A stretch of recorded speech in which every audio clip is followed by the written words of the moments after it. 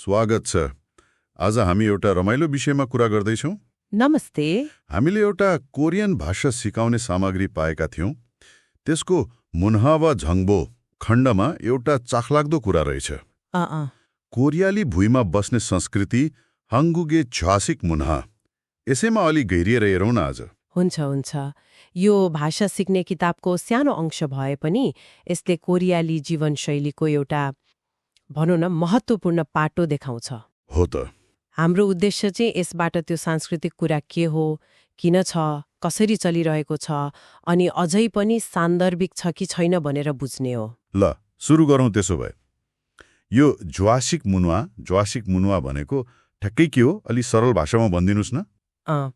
यो भनेको चाहिँ कस्तो भने कोरियालीहरू घरभित्र भुइँमा बस्छन् नि। ए भुइँमा? हो।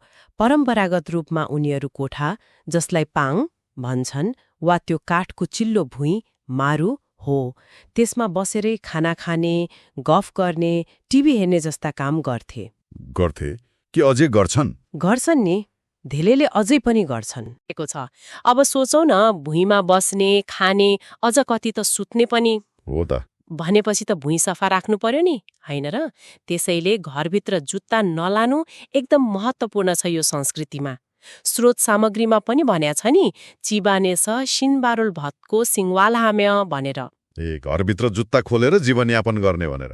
त्यही हो। सफा भुइँमा आनन्दले बस्न पाइयो। तर खै आजकल त कोरियामा पनि घरहरू कस्ता मोडर्न छन्। अपार्टमेन्टहरू, पश्चिमी स्टाइलका फर्निचरहरू। हो।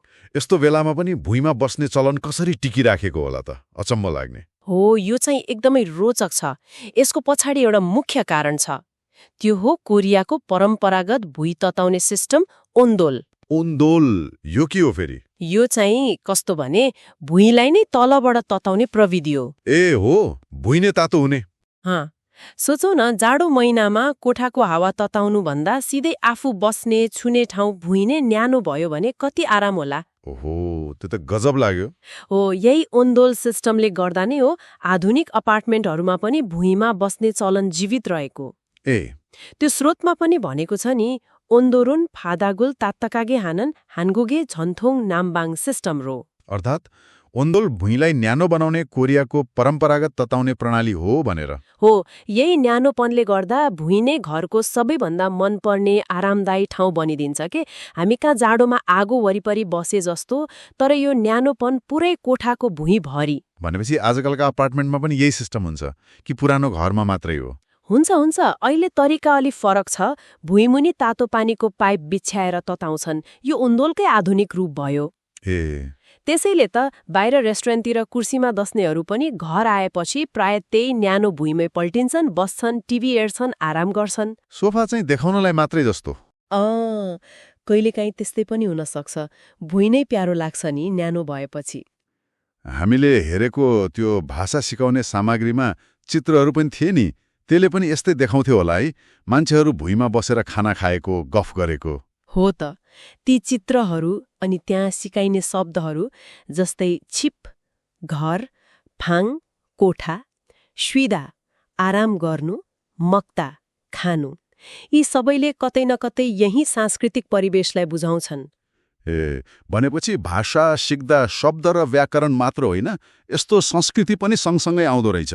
हो नि, यो मुन्हा वा जङ्बो खण्डको उद्देश्य नै त्यही हो, भाषालाई जीवनसँग जोड्ने। ल आजको कुराकानीलाई छोटकरीमा भन्नुपर्दा कोरियालीहरूको यो भुइँमा बस्ने संस्कृति ज्वाछिक मुनुवा यो खालि एउटा बस्ने तरिका मात्रै रहेन नि छ।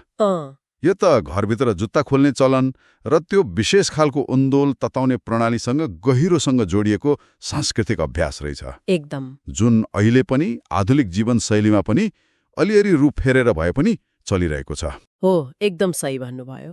अनि यसले हामीलाई के सोच्न बाध्य बनाउँछ भने हामी बस्ने ठाउँ, हाम्रो घरको बनावट, त्यहाँको सुविधाले हाम्रो दैनिकी, हाम्रो बानी बेहोरा अनि मान्छेहरूसँगको अन्तर्क्रियालाई कति धेरै असर पार्दो रहेछ है। हो त नि, हामी कसरी बस्छौँ भन्ने कुराले कति फरक पार्दो रहेछ। आफ्नै घर अनि बस्ने शैलीबारे पनि सोच्न मन लाग्यो। ल आजलाई यति नै गरौँ। यो चाखलाग्दो जानकारीको लागि धेरै धन्यवाद। हुन्छ, फेरि भेटौँ।